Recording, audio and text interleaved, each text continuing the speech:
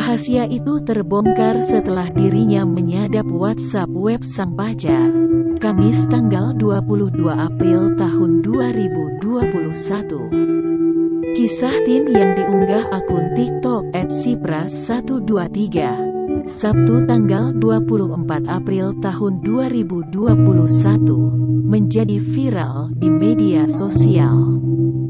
Tin dan pacarnya telah menjalin asmara selama 3,5 tahun dan sudah merencanakan sebuah pernikahan.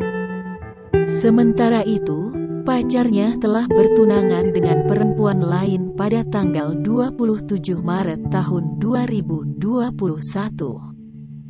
Video Tin yang viral itu diunggah oleh teman kerjanya, Yogi Pras asal Kediri, Jawa Timur. Pada Jumat tanggal 23 April tahun 2021, Tin menceritakan kisahnya itu pada Yogi. Menurut pria itu, sang teman tidak fokus bekerja karena terus memikirkan pacarnya yang tunangan dengan perempuan lain. Yogi lalu membiarkan sang teman untuk menangis agar perasaannya lega.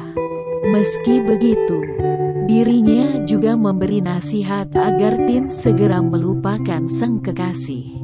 Dirinya berharap kisah tersebut bisa menjadi pembelajaran untuk orang lain.